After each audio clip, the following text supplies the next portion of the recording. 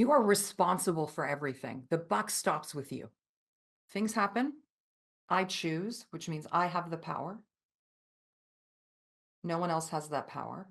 I have the responsibility to choose. And then the outcome is the outcome. Today, we bring you a true story about a journey of determination. You can't always control what happens around you, but you can control how you respond. In today's episode of the Leadership Project, we share the inspirational true life story of Vera Quinn. Vera is the very embodiment of having a creator mindset instead of a victim mindset and taking personal accountability for your own career and your own life. She has gone from door to door sales all the way through to be CEO of a very successful organization. This story is full of having a growth mindset where you learn from events and people around you. And when you're faced with a challenge, you back yourself to learn how to overcome that activity and what you need to do. There's going to be something in this story for everyone. Sit back and enjoy the show.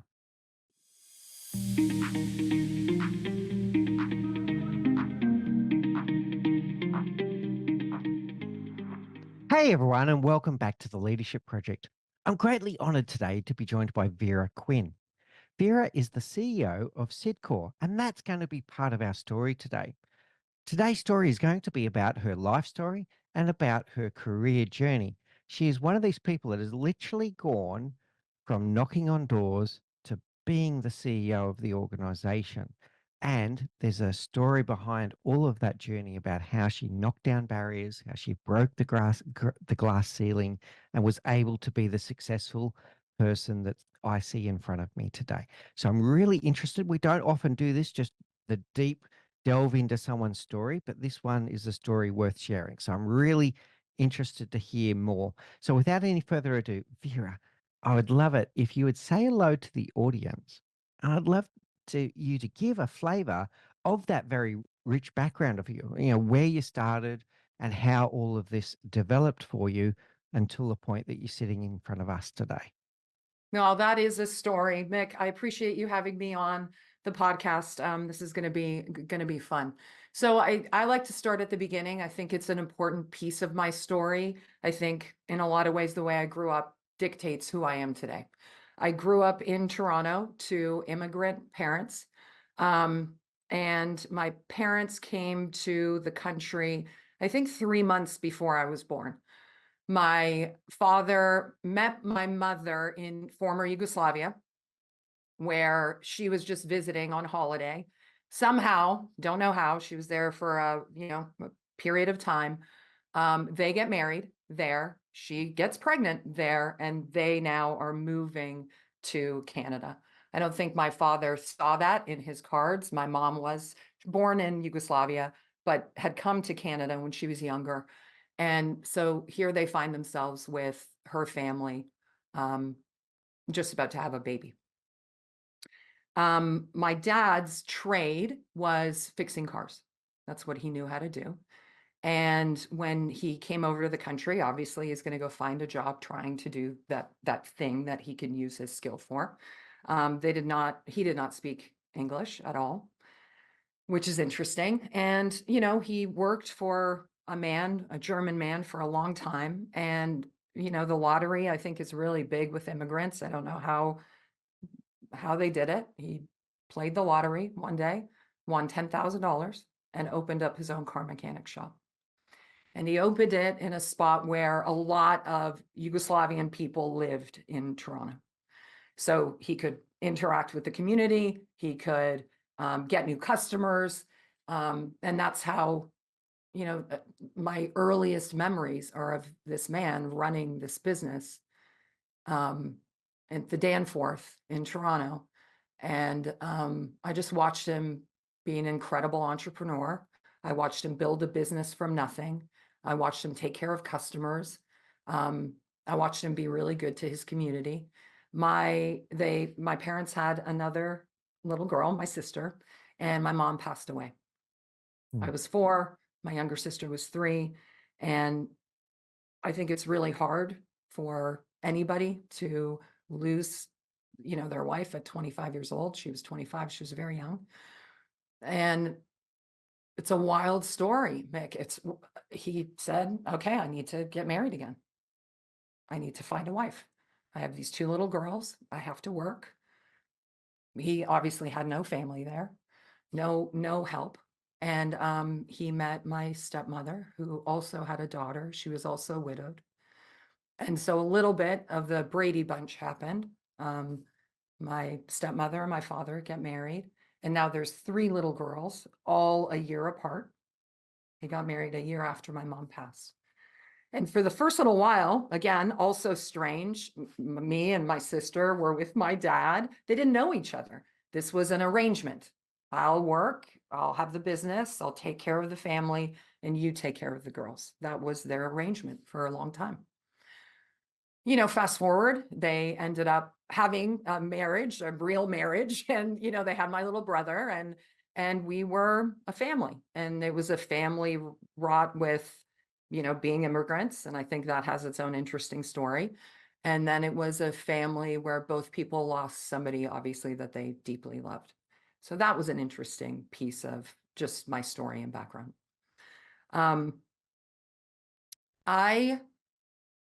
I think I was raised, and it was just a constant message over and over. We came here, you have to have a better life. And so I bought into that. I bought into, how do I make myself successful? What are the skills and experiences that I need to build a great life? Who do I need to become? And I think just that origin story, when I think about why I am who I am, that is a big reason why I am who I am. So I'm not sure if that's what you were looking for, that kind of start. Yeah, it's a perfect start, Vera. Let me unpack some of the things I'm hearing. First of all, sorry to hear of your loss. I know it's a long time ago, but that's a very tough start in life to lose your mother at 4. So I'm sorry to hear that. I appreciate There's, that. there's three things that I'm hearing there that I'd like to unpack a little bit before we get into your career story. The first one is the lessons that you might have taken from your father as an entrepreneur.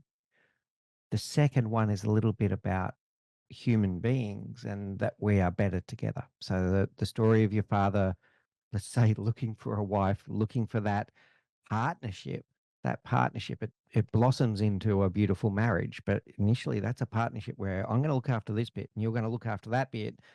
This is my strength. That's your strength. We're stronger together and we can co-create something together.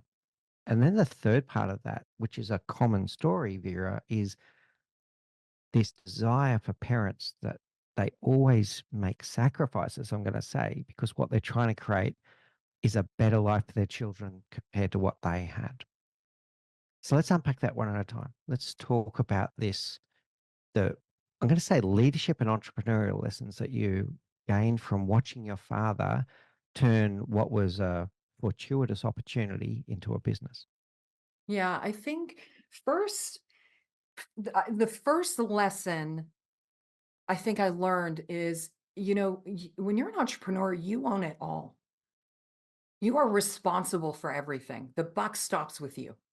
And my father took that very seriously. As his business grew, I think at one point in time, he had 5 mechanics working for him.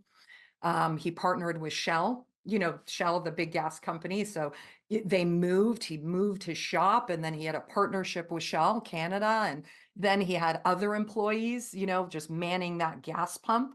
And just everything. They would call him. I don't care if it was Sunday. I don't care if it was Saturday night. That shop, as it was open, he was the one that was responsible for all of it. And I think one of my biggest values or drivers is a sense of responsibility. And I think that came from what I saw there.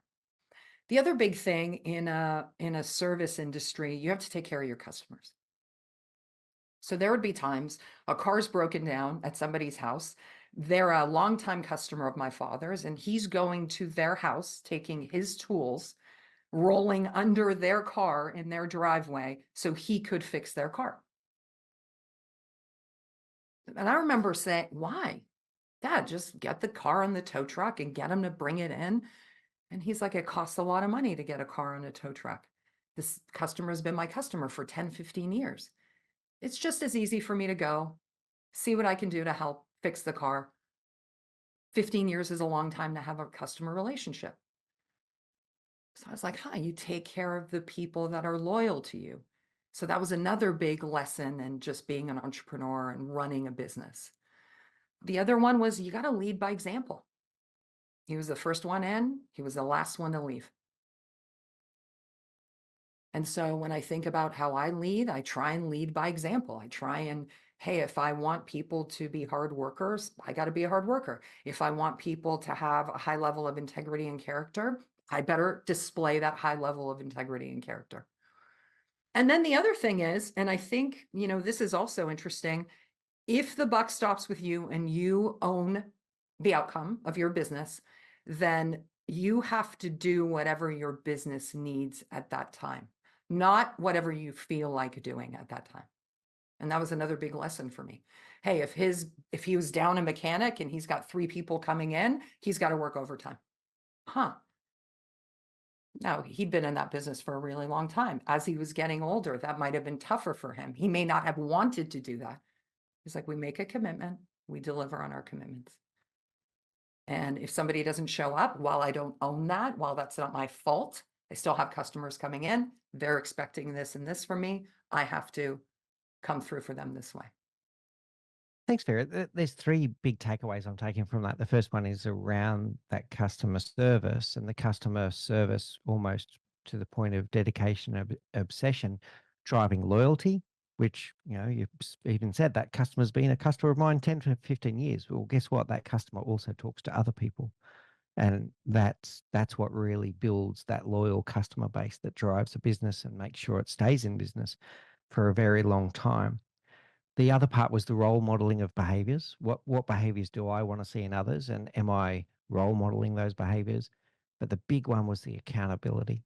The accountability to not just make sure that everything was getting done, but to take personal accountability for that, including doing what needs to be done, not necessarily just what I want to do. And I do see that a lot in businesses.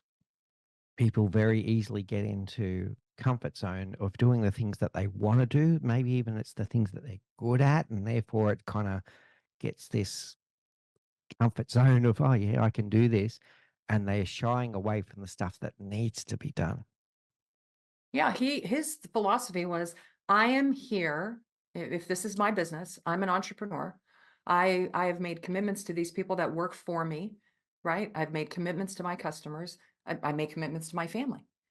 I have to do what the business needs. I have to do what my family needs. I have to do what this relationship needs.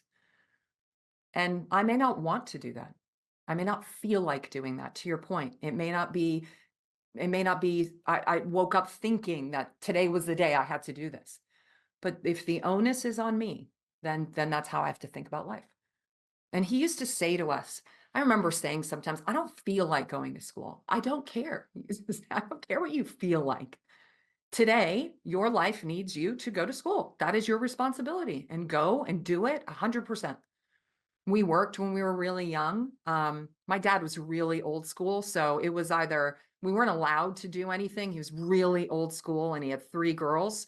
So it was like, okay, I'm going to work as soon as I can because I can't hang out with my friends in the way that was traditional in that country, right? We just didn't grow up that way.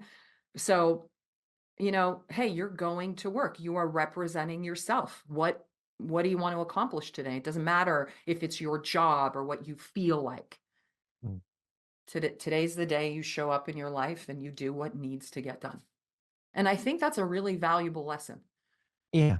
And I think part of it is that when you do those things that need to be done, it unlocks the things that you want to do, right? So sometimes you got to put in the work, and it actually enables you to get the reward that you're after of the things that you do want to do. How does that sit with you? No, 100%, 100%. Because if I do what needs to get done today, right? If I look at my life, my business, my relationships, and I'm focused on what is the next thing that gets me to the next level, I end up 5, 10, 15, 30 years from now building a life that I want, Mm, building a career I want, building the kind of business I want. If I focus only on the things I want to do or I feel like doing, not 100% sure what my life looks like in 5, 10, 15, 30 years, mm. So, right? We are kind of creatures of comfort. yeah, exactly. And great things happen just the other side of our comfort zone. And I love that you use the word build, because it's like you're architecting something. You're putting in the architecture, you're putting in that base foundation by doing the things that need to be done. You're putting in those base foundations of the house so that you can build the house, not just have fun every day. That's really good. A nice life lesson for all of us there, Vera. I want to come to the second one that I was touching on. I'd love to hear what you learned about relationships, about partnerships, etc. With what, yeah, and I want to hear your reflections, not just mine, about that reflection about your father and your stepmother and how they made it work, the resilience of coming together and being better together, and how they co-created something together. Yeah, it's interesting. It's interesting. First off, I don't know how I'd feel if I just lost my wife, right? So I have a and at that time I couldn't even understand. I was so young. But I look now at 50 years old of what my father went through, and I just, it's so hard for me to even imagine. Here's this person, you're starting your life with them, you have 2 little kids, and then it's gone. What happens to somebody? What psychologically happens? I don't know. But I think that is interesting. Not only did he get through it, not only I think we're great kids. He had the wherewithal or the thought process to say, I'm going to marry somebody and I'm going to bring them into this family and we're going to create whatever this new family looks like. So I look at my father and I'm like, I don't know if I would have been that strong. I've never had to go through anything like that, so we'll never know. And then I look at my stepmother and I think, she loved us like we were her kids. She didn't treat my older sister differently than she treated me and my younger sister. She just, hey, if one had something, we all had something. If one, if one was being not good, we all got the same treatment. There was none of, well, this is my daughter and these are my stepkids. She didn't raise us that way. And I think what I pulled from that is people have an incredible capacity to love. Just an incredible capacity to love. And so I think that led me to some of my philanthropy in Belize. Just how can you show kids love? And so we can get into that at some other time. Now, the way that they work together, I think culturally, Mick, they got married and they stay married. There was no option. So even right, once you made that commitment culturally, that was it. There wasn't, oh, we're not getting along today. There wasn't, oh, the kids are going through a hard time. There wasn't, oh my God, they're all in their teenage years. This is too hard. And we made a commitment. We're married. We got to make this work. It's also a great lesson, Yeah. right? It's a great lesson for marriage. It's a great lesson for business. It's a great lesson for relationships, for life. The quality of my life is dependent on how much energy, effort, and time I put into it. There's two really big threads that I'm taking away from that, Vera, apart from the co-creation thing that we started with. So the first one is the resilience, that you make a commitment, you make it work. That sounds like a good life lesson and business lesson. You don't give up at the first hurdle. The second one is those forks in the road that happen in our life. You always have choices. Sometimes the choice is yes or no, but you always have some level of choice. And there's things that happen in our life that are outside our control that we can't do anything about. We can't change the past. It's already happened. There are some things that happen in our life that we can't change no matter how much we wish it to be different. But what are we going to do about it? Are we going to let that external event, and in this case, it's loss of a loved one, are we going to let that label us, control us, be who we become? or are we going to make choices and do something? Now, his path was remarriage. That's a logical path. There could have been other paths, but what he didn't do was dwell on it. He didn't spiral. He went, well, these are the cards I'm dealt. What am I going to do with these cards? Right. Right. And then again, just I didn't have the perspective then. I was so young. Obviously, I couldn't. As I look back at the choices they made, how they lived. Look, some I agreed with 100%. Some I was like, ooh, I am not doing this. This will not be a piece of my life. Um, but they did, like I said, they raised great kids and they have a great extended family. You know, there's 5 grandkids. So I just look at their life and I thought, and to your point, they could have went in very different directions. Very different directions. I wouldn't have got my older sister. They wouldn't have had my brother. Right? So I do think, to your point, you got to make the best with what you have. The best of what you're dealt. That is the only way you have some input into the outcome. Mm. And Right. and one of my biggest beliefs is you have the ability to choose. Right? Stimulus, choice, response. Exactly. You can't always control the external outfits, but you can control how you respond. Yeah. Absolutely. All right. Now, I'm really glad that we went through this because for me, a lot of that background makes up the fabric of who you are today, Vera. But then you converted that into a very successful career. So I mentioned this in the intro. You've literally gone from knocking on doors to being the CEO. Tell us about your career journey from that moment. So I answered an ad in a newspaper. I was at the University of Toronto, studying poli-sci and history. Not 100% sure why. But I answered an ad in a newspaper, have fun, make money. And my friends at the time felt like, hey, you're not doing anything. It's the summer. You need to go get a job. And I was, a little, I'm having fun. We were living on campus during the summer. It was great. But I went in for this interview.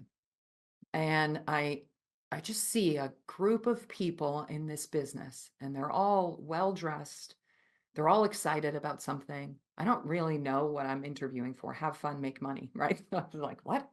And I go in for this interview, and they explain to me that, hey, we do this promotional work. We talk to customers in neighborhoods about local businesses, about local golf courses, about local, you know, sporting events, etc. And at that time, we were selling really, it was like a certificate. So imagine you have a golf course in your neighborhood, and there was a certificate for $20. We'll give you 2-for-1 green fees, or 2-for-1 putting hours, or a drink and an appetizer at the golf course. And I remember going out with somebody and they're showing me, I'm doing a job shadow, and they're talking to people at their homes. People are, for the most part, really nice. I was like, okay, well, how much money do you make? Well, you sell one, you make $7. Okay, so if I sell like 20 of these a day, that's a lot of money at that time. And all I'm doing is talking to people. Yeah, that's the job. Okay, well, how do I sell it? Right? So they teach me the pitch, and I thought this would be a really good gig for the summer. First of all, never done sales, never had any sales experience. I wonder if I could do it. I wonder, can I take the rejection for as many people as you see, like triple the amount of people say no to you? Can I take the rejection? Am I willing to take the risk? It was commission only. Am I willing to take the risk? Because if you don't sell anything, you're not going to make anything. And I thought, okay, I am going to dedicate a month to this, and I'm going to get good at it. And only after a month and getting pretty good at it, am I allowed to say, I don't want to do this anymore. Mick, not surprising. A month later, I was really good at it. I had a lot of fun doing it, a lot of fun doing it. I'm just talking to people. I learned so much about the kind of grown up I wanted to be. You'd have somebody knock on your door, you'd answer the door, and some people were just so angry. I was like, that is not the kind of grown-up I want to be. Some people were so kind and welcoming. And I thought, that is the kind of grown-up I want to be. There were, during the day, there were a lot of women that answered the door, right? And it's a $20 decision. And, I can't make this decision without my husband. And I thought, that is not the kind of grown-up I want to be. I want to be the kind of grown-up where I can make this decision on my own. I don't have to talk to my husband about a $20 decision. So there were a lot of really great life lessons I learned from talking to, and when I say by the end, tens of thousands of customers. They also had a path in the business where you could train other people. So I'm young, I'm 20 something years old, and I now have the ability, Mick, to train you, bring you in, show you the pitch, show you how to talk to customers, walk you through our system. And I loved it. I love the entrepreneurial spirit. I love that nobody was on top of me asking at 2 o'clock, where are you? What are you doing? I love the fact that I can make as much or as little money as I wanted. And it all really depended on how many people I talked to, because there was no way you couldn't sell 10 of these things. There's no way. It's in your neighborhood. It's a really good deal. There was no way. So the onus was all on me. And that is really how I started my career. You control your inputs, you control your outcomes, you control your attitude, you control your work ethic. There's a group of people that are willing to train you and give you the time, effort, and energy if you should ever struggle. And your ability to get ahead in this business is only done if you can train and help other people be successful. So again, it kind of goes back to my little origin story. If that isn't the American dream, I don't know what is. I I love just, it. Let me share with you what I'm taking away so far, and then we'll sure. continue with the story. So there's three big takeaways, but it starts with an underpinning of essentially stoicism, which is, you're controlling what is in your control and you're taking full accountability for what's in your control, which I think is beautiful. The first one I took away, I really like that time commitment that you made. And whether it's 1 month or sometimes it needs to be longer, depending on the complexity of the journey that you're about to go on, have a time commitment that you go, right, I'm going to try this. It could be anything. It could be, I'm going to go and learn tennis. I'm going to, I don't know, I'm going to learn the piano. Whatever it is, that first day is not going to govern whether you like it, don't like it, blah, blah, blah.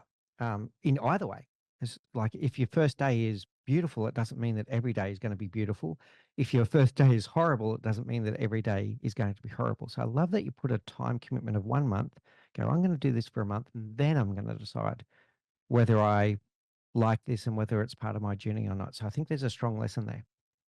The second one that I love is the start of what I'd call your growth mindset at this point, that you're always learning from everyone around you. And you may not know this, Vera, but in my works, one of the things I invented was a thing called the amalgam leader. And this is where you build your own model of leadership by observing the behavior of other leaders, not to mimic them, but to pick and choose and go, oh, I really liked that about this leader, but I didn't like that bit. And I liked this bit, but I didn't like that bit. And you're collecting all of these good and bad attributes and you're going, I want to model that behavior. I'll never do that behavior to another human being ever. Right. So building up what you call your amalgam leader. And you were doing that as you were knocking on these doors, you're observing people's life right in front of your eyes and going, oh, I want to be like that when I'm a grown up, but I don't want to be like that. So I absolutely love that. And then the third one is the multiplication effect. Is then once you got into it and you were mastering it, the idea that you can then teach others to do what you were doing, that becomes the ability to multiply and scale, not just you. Sorry, Vera, I hate to tell you this, you're a human being. You only have 24 hours in the day, just like the rest of us. Right. When you can inspire and influence others, all of a sudden there's 7 of you, or there's 14 of you, or there's 21 of you. And now we start having a real impact. How do those three things sit with you? No, I love it. Yeah, and that is our business. I think it really is our business. I say to people, nothing teaches you as well as sales, nothing. Because you're selling your whole life. whether we know it or not. I'm selling my idea. I'm selling my date night. I'm selling my what we're eating for dinner. I'm selling, hey, what kind of gift do I want for Christmas? I want my son to do something. I'm selling him. So that skill for me, it was just how do I interact with people, communicate something in a way that it opens a door for me, whether they say yes or no. And actually, I think I learned a lot more from the rejection than I did the yeses. Hmm. I learned a lot more about what I was saying. How did I say it? Is there another way to say it? I learned a lot about my attitude and work ethic. How many times, you know, like, am I going to take this personally? And you hear no 50, 60 times in a day. You just learn not to take, nothing is personal. They don't Hmm. have something against you. They just don't need it now. No doesn't mean forever. So that whole part of the business really, I think, was foundational for where I am today. Then the whole building teams part of the business, it was a merit-based. If you do well, you can teach other people how to do this. So merit-based. At 20 something years old, that's a really interesting place to be, right? And for me, I rose to that occasion. And then this whole notion of, I don't care how great you are at sales, if you can't teach other people how to do this, you're not going to be successful here. So again, it just had the bones of, I just think good business, really good business. And that's how I try and run Cibcor. We're a corporation today, right? It's, it's a big business. Um, but it's all about, hey, this is a merit-based business. How well can you control and have a great attitude? What's your work ethic look like? And I try not put people in boxes in my business. Hey, if you're a HR person and you really want to learn technology, we'll invest in you. Hmm. If that's your dream, we'll invest in you. Now you have to do the work. You have to figure out how to make that jump. But I'm more into believing in people. I think people can do incredible things. Really love it. And once again, it's this scaling thing of, you were saying before, sell 20 of these things every day. But if I can inspire 100 people to do the same, well, all of a sudden we're at 2000, aren't we? And blah, blah, blah. Right. So, and then it goes from there. Also love your mindset around, career paths don't have to be linear either. So giving people opportunities if they do want to try things, but they have to put in the work. You don't spoon feed them. You enable them, but they have to put in the work. That's a really powerful message as well. All Yeah, right. so that was like, oh, sorry, Okay, Meg. yeah. That was a big piece, right? That field piece, the knocking on doors. Then I moved into recruiting and I recruited for a few years for our business, which was great. Again, selling. Hey, I'm selling this job. I'm trying to get you interested to come in for this interview. I ran my own small business, bookkeeping, for these independently owned offices. And then there was an opportunity to work at Cibcor. It was based in Toronto. Mm. And the founder at the time, he had a project and, I helped him with that project. And from there, he just tried to recruit. And I said, no, I don't know anything about formal business, right? I know a lot about sales. I know a lot about team building, but formal business, poli-sci history, and I didn't have a lot of business people in my life, right? Just my background, my family life. So Cibcor was moving to the United States. New CEO came on, and I thought, I'm going to do this for 3 years. Again, that timeline, 3 years of my life. I'll get a visa, moving from Toronto to California. I'm going to learn from a man who built a business, sold a business. Our CFO was brilliant.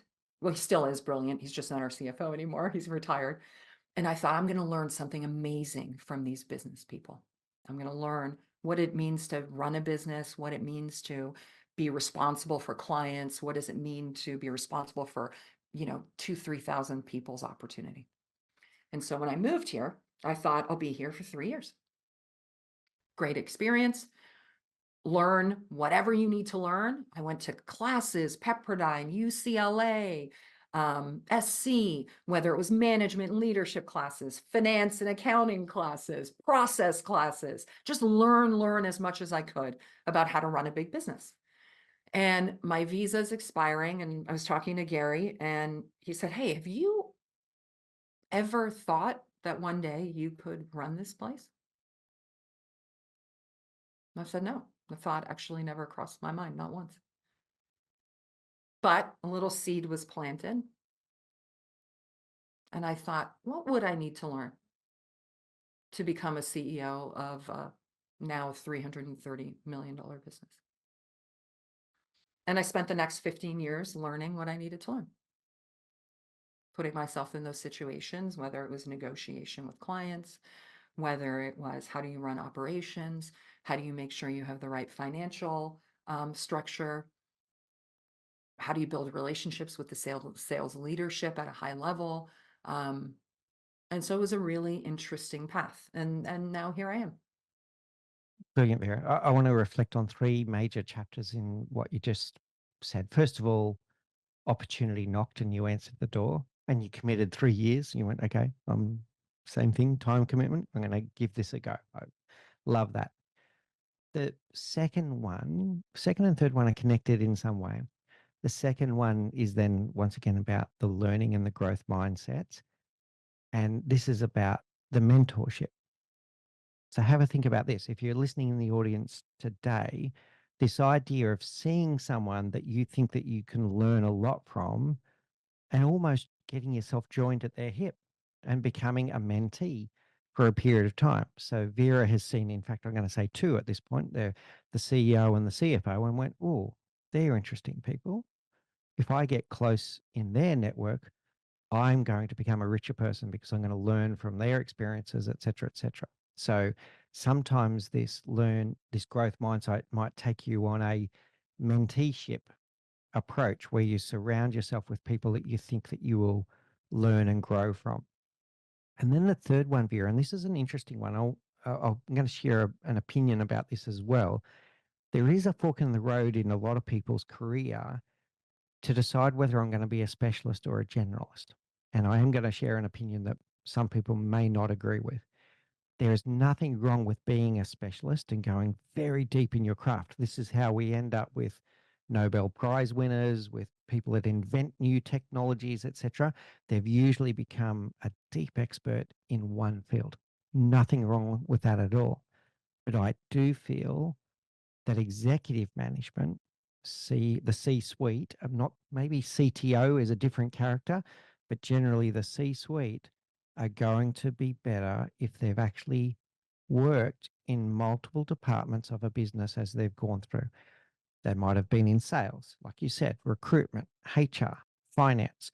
They've gone around and they've done different parts of the job before they end up in the big chair.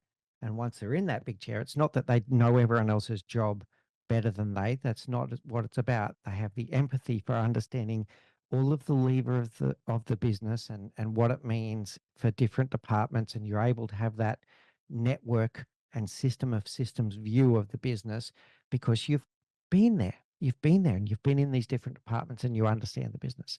So how does that sit with you around, I want to ask you both parts, this mentorship element of coupling up with people that you believe that you'll learn and grow from, and secondly, this pivot between specialist versus generalist. Well, I think I love what you pick up on. I love it. I love where you're going deeper.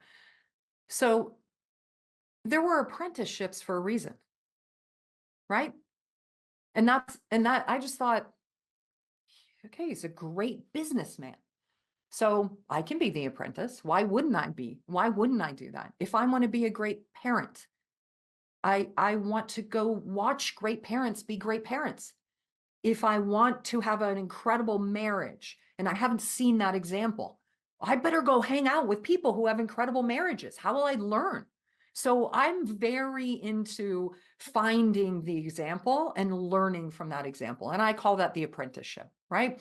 If I want to be a better public speaker, who do I need to become an apprentice to? And let me go be with them and let me watch them. How do you prepare? How do you think about this? What do you do every day? Is there a practice or a best practice that you have that maybe I can pick up from? And I don't have to be the person who knows the answer. I just need to be able to absorb what I see or what I hear or what I'm learning. So I love the idea and I call it the apprenticeship, right? If you want to be the CFO at Sidcor and you're not spending time with our new CFO, then That's not a good game plan for you, right? If in 10 years you want to be the CFO, I would get time with the CFO and say, hey, can you teach me this? Or what about this concept? Or what are your 3 biggest headaches? Or how do you think about, people in your department? I'm constantly asking questions, constantly asking questions. I couldn't even imagine not. Yeah. Love it, Vera. One of the things there, I think a negative mindset that people might have it of this when they look at it from the outside, and I'm saying this for a reason to try and correct it. People may see that as being sycophantic. Oh, there's Vera, she's sucking up to the boss again, et cetera, et cetera. But you're not. You're there to learn and grow.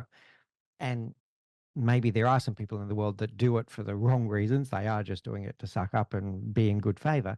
But that's not what I'm hearing from you at all. It's you're there to learn and grow when you see someone that you admire and you want to learn from them. Yeah, there's 2 things, right? I think people feel that way about non-performers, but whatever role I was in, I performed. I performed. So I remember when we first came here, I was the operations manager. Mick, I didn't even know what that meant. I'm like, what is an operations manager? What do they do? Oh, I'm working in the billing and payments for our clients. What's that? Okay, well, let me go be the best person that I could possibly be in that role. Because then what'll happen is you'll give me time. Mm. You'll want to spend time with me, Mick. You'll see, hey, this is a really high performer. She's asking me questions. From a work ethic perspective, another way to circumvent that thought process of people thinking you're sucking up is I just work harder than everybody. I'm the first one in. I remember first one in, last one to leave. So I'm not using my work time to have these conversations. I'm using my extra time, my investment in Vera time to go hang out with the CFO or go hang out with the CEO if they'll give me time. So to me, it's about performance, right? Because who's going to give you time unless you're a top performer, Mm. right? Because my time as a CEO, I'm going to spend time with my best people because I have a finite amount of it. If I had an infinite amount of it, maybe I'd spend time with everybody. But I find my coaching conversations where I dig deeper, they're with my best performers. But I'll give you that time because you're doing amazing at this role, whatever role you're in at that moment. And if you want to learn the bigger picture of the business or where we're going strategy wise, or you want to sit in a client meeting, for sure, Mm. for sure, I'll give you that time. And I was really lucky that Gary and Ron were both that way. Yeah, brilliant. All right, Vera, I want to maybe bring us towards a close with 2 last topics. The first one, congratulations on your success. It's amazing. If you are able, and this is going to be a challenging question, if you are able to pinpoint some very specific leadership lessons that you would share with our audience today about the things that you've learnt from those mentors, from your own journey, from your father, what would be the key leadership lessons that you've taken along the way? I think for me, stimulus, choose, response. Mm. Things happen. I choose, which means I have the power. No one else has that power. I have the responsibility to choose. And then the outcome is the outcome. So to me, I feel like I believe, and I know you're in Australia, so I don't mean, I believe we're in the best country in the world. I really do. There's a ton of opportunity in this country. You weren't born in Belize, right? I wasn't born in Belize, where there isn't a lot of opportunity. It doesn't matter how hard you work, right? So to me, it's like things are always going to happen. The quality of your life is in that choice. The choice before you respond. That is the quality of your life. So that is a big one for me. The second one for me, I do not make decisions when I'm down. Let's say I'm failing. Let's say my husband and I, we're going through a rough patch. Okay. And I see people, well, we're going through a rough patch. What does that mean? It's not going to work. No. Do the work to turn it around and then make the decision. And what inevitably happens is that rough patch you forget, whether it's your career, whether it's your marriage, whether it's, your kid going through teenage years, right? do the work. You take on the ownership and do the work to turn it around, make it a positive, and I guarantee you, you'll make a different decision. You don't give up on your marriage when things are going well.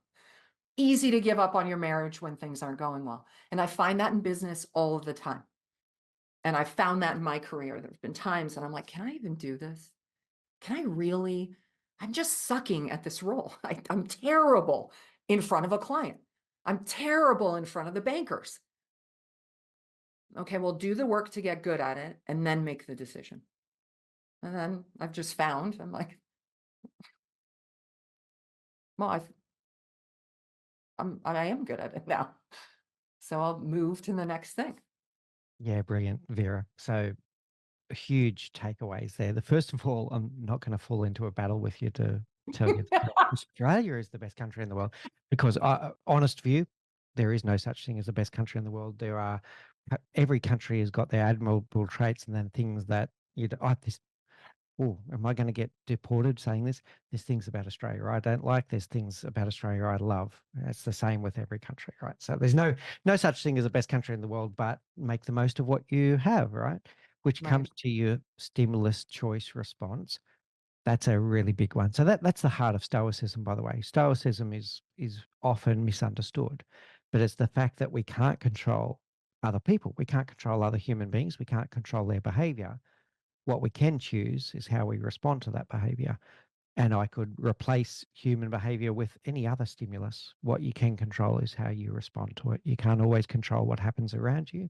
You can control how you respond. It's a wonderful takeaway for today's discussion.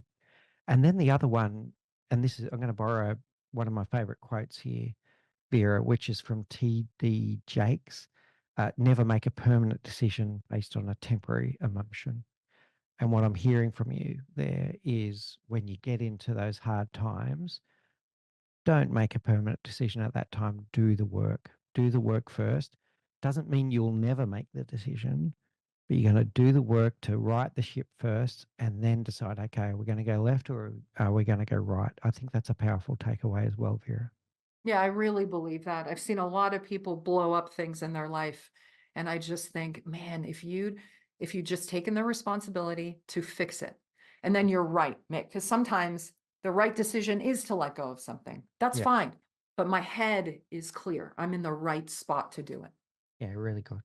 All right. So the second part that I wanted to close with is then you've been very successful and now you have a mindset of pay it forward. So you do have a lot of philanthropic endeavors that you follow. Tell us more about how your career has gotten to the point where you want to now pay it forward. Yeah, so I look at paying it forward in a lot of ways. I look at it in my business. We have a lot of great people in our business, and I'm the CEO. I'm responsible to help these people get the lives that they want, whatever their goals and dreams are. So that to me is a big pay it forward. Somebody did that for me. I have to do that for my people. So that's the first. Then I look at my community. How do I pay it forward here? What are the things that I can get involved in? There are a lot of young women and I get excited about that. Young women who are in business school, and I go and speak at schools. I try and help mentor young women in the community. And I just think I wish I'd had that when I was younger. That didn't exist. It exists more today, which is great. How can I pay it forward in my community? And then I have a really soft spot for children, a really soft spot. Kids don't ask to be born. They don't have any say in what family they're born into. And I went to go volunteer in Belize at Liberty Children's Home, and I met at that time 30 kids that were incredible. These incredible, loving, beautiful souls that came from tragedy, just absolute tragedy. And it's a third world country. And while the government helps a little bit, it's not enough. And so I've become the director of Liberty Children's Home.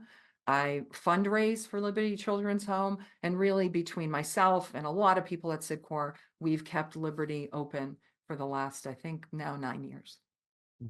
Oh, that's really beautiful, Vera. And thank you for all that you do for that organization. What I want to reflect on though is that's not where you started. I love that you started with it can be very local. So if you listen to this and you've always wanted to pay it forward like Vera does, and you're thinking, oh yeah, but I can't create a foundation. I can't do it doesn't have to start like that. It could be starting with helping the cafe owner on the corner, or it can be like in your community, it could be in your business.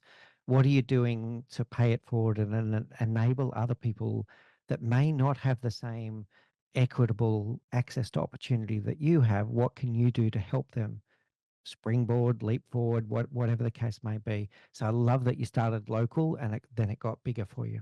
And Mick, just a quick story that I think is funny. So, during COVID, a lot of restaurants, they shut down for a little while, right? But as they opened back up, it was hard to staff them. Mm. Okay. So there's a place that we love to go, still love to go. It's called Q Sushi. And I remember one night we get there, they're short staffed. Now, my husband and I go there maybe once every 2 weeks. We love it. We love the food. We love the people. They're short staffed and people are running around. They're like, they're stressed. You could tell they're stressed.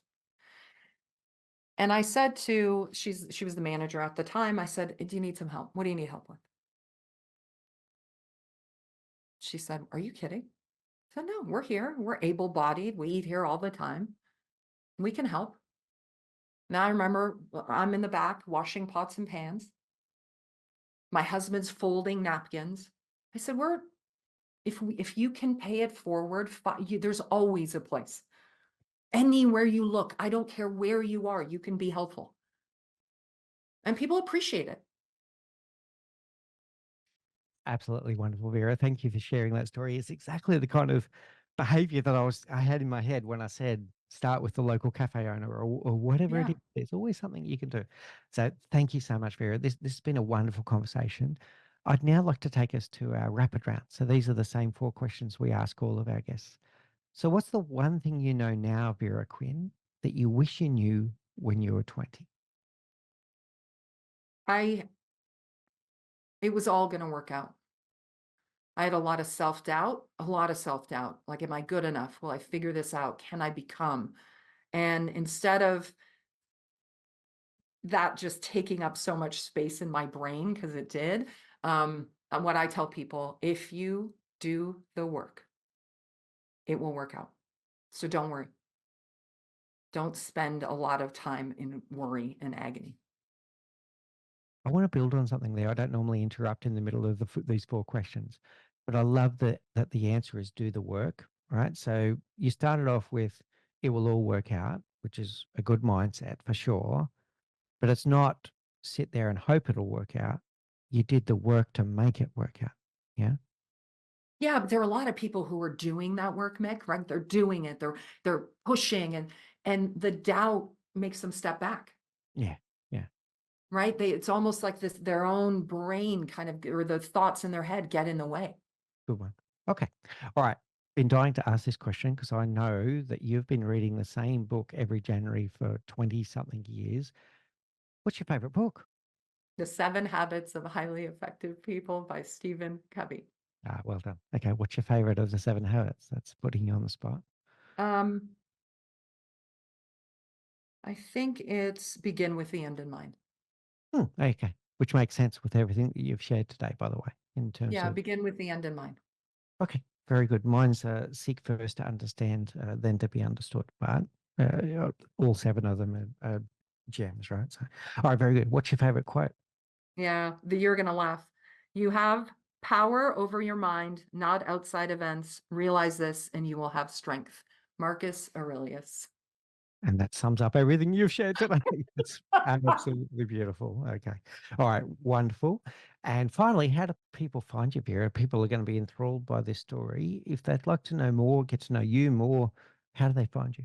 Yeah, so Instagram at Vera Quinn. We're pretty active there.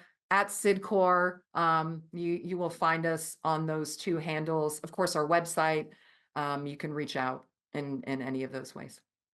Well, thank you so much, Vera. I've thoroughly enjoyed today's conversation. I feel richer for having chatted with you today, and I know that our audience is going to get great value out of this as well. Thank you so much for your time and sharing your story with us today. Well, thank you. You're a great host. I loved how you picked out all of the key points. Thank you. And thanks for building. I really appreciate your time. So there you have it. Vera Quinn, the CEO of Sedcor, sharing her amazing life story going from door-to-door sales all the way through to being a CEO. A story that's full of personal accountability, a story about a creative mindset, creating the most of your life from the cards that you're dealt, a story about a growth mindset by learning from events and people around you. If you want to know more about pivotal career decisions that you can make, click on the video in the bottom right hand of your screen right now. If you want to continue to learn with us and grow with us here at the Leadership Project, don't forget to hit like and subscribe to our channel so that you're informed when we go live with our live streams every week and with more interviews with inspirational leaders that share their thoughts about what it takes to be a high performer and a high performance leader. In the meantime, please do take care, and we'll come back to you with more videos in the very near future.